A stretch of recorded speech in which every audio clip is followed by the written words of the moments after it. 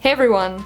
So today I'm here to review the CAKED Lip Fondant Liquid Lipsticks. They individually retail for $16 US, they contain 0.24 ounces of product, and they are currently available in 6 permanent shades. They are said to be liquid lipsticks that go on with a mousse-like texture and dry completely matte. Now in case you are curious about this brand at all, CAKED is an American brand founded in Florida on Valentine's Day of this year, and all of their products are cruelty-free and 100% vegan. The packaging is a thick acrylic gloss style tube with a standard doe foot applicator. They also have a vanilla cake type scent that can be noticed when applying it but never tasted. And something that I thought was worth noting is you can definitely tell that a lot of detail goes into the brand's packaging. From the cardboard boxes that they come in, to the tubes themselves, to even the little shade label stickers. Everything just has an extra touch of cuteness to it. The formula itself starts off as a thinner, creamy consistency, and it does dry to a completely flat matte within 30 to 60 seconds of application. As usual with your more traditional liquid to matte lipsticks, they can feel drying on the lips due to that more ultra matte finish. But the fact that the color does cling to your lips does help ensure that the color will last longer. And once dry, the product and color doesn't move, it becomes budge proof and kiss proof. With every single ultra matte liquid lipstick on the market, you will want to ensure that you properly prep your lips before application. Anything for a smoother application and appearance. Another great tip to have them look their best is to avoid pressing your lips together while it is drying, because if you do press your lips together, it can stick and actually lift the color from that area and make your lipstick look uneven and patchy. Again, with liquid lipsticks, it is going to be best to avoid eating bigger meals or eating anything oil-based, as oil will break the product down and cause it to move around and wear off much faster. Creme de la Creme is a light to medium brown with hints of gray, neutral to cool undertones, and a matte finish. This shade applied smoothly and had nice, mostly even color payoff. Despite it being a lighter shade, I didn't find that it looked darker around the edges, and I didn't feel like it had really any issues covering the natural pigmentation of my lips. Creme de la Creme wore well for 6.5 hours and felt lightly drying during wear. In comparison, Kat Von D's Bow and Arrow was warmer and more pink, OFRA's So Paulo was lighter, warmer, and more beige, and Stila's Caramello was lighter, warmer, and more pink. Jelly is a medium brightened fuchsia purple with cool undertones and a matte finish. It is also the shade I currently have on today. It applied very smoothly and evenly in one coat, and it had very bold pigmentation. While the color did like to cling to imperfections and any drier areas, the overall brighter nature of this shade definitely made that less apparent. It did feel slightly drying over time, and I noticed that the product began to break down in my lip lines as the product started to wear off.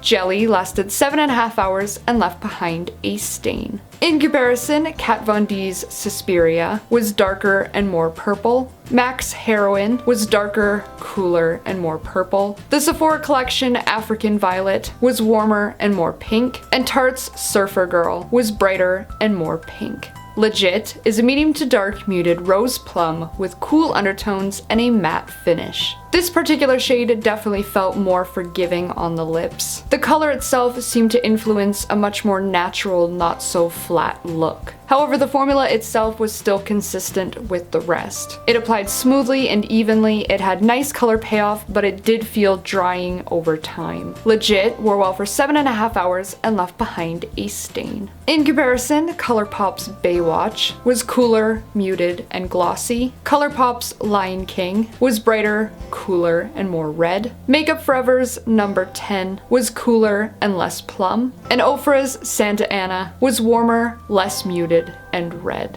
Low Key is a medium muted rose pink with cool undertones and a matte finish. Once again, the finish didn't look nearly as flat on the lips, which gave it a nicer, more comfortable looking appearance. It had excellent opaque pigmentation overall and applied very smoothly. Low Key lasted 7 hours before fading and felt lightly drying over time. In comparison, ColourPop's Be Merry was brighter and more pink. Kat Von D's Double Dare was lighter and cooler, and the Sephora collection Marvelous Mauve was lighter, warmer, and more mauve.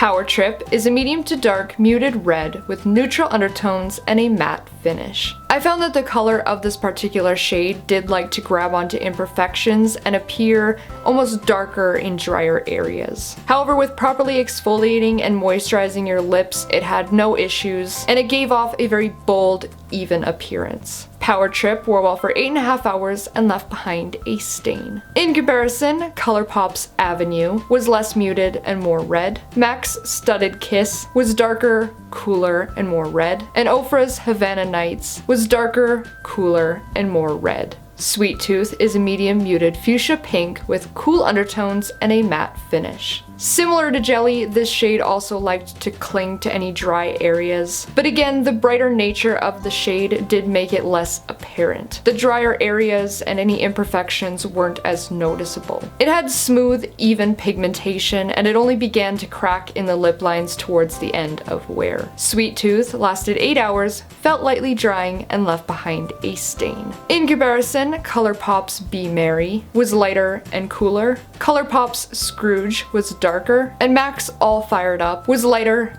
brighter, and warmer.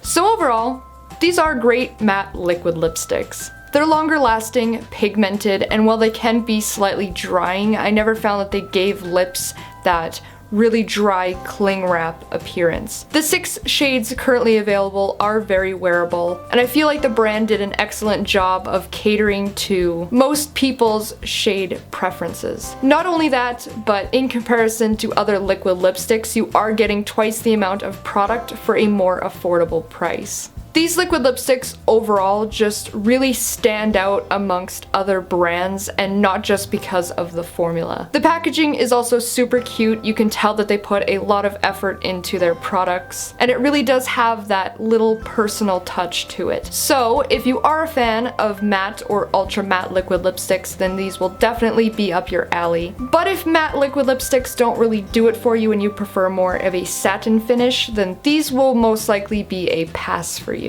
But regardless, to whatever side of the fence you are on, I do recommend checking them out, and I do like them. So be sure to let me know in the comments below if you have tried these out for yourself, if you've been interested in them, or just in general what your favorite indie makeup brand is. As always, don't forget to check out my blog for more details, photos, and swatches, as well as like, comment, and subscribe to show your support. If you'd like to give me a follow, I will have all of my social media listed here, as well as down in the description. As I always say, I hope you found this review helpful and hope that you're having a fantastic day, and thank you so much for watching.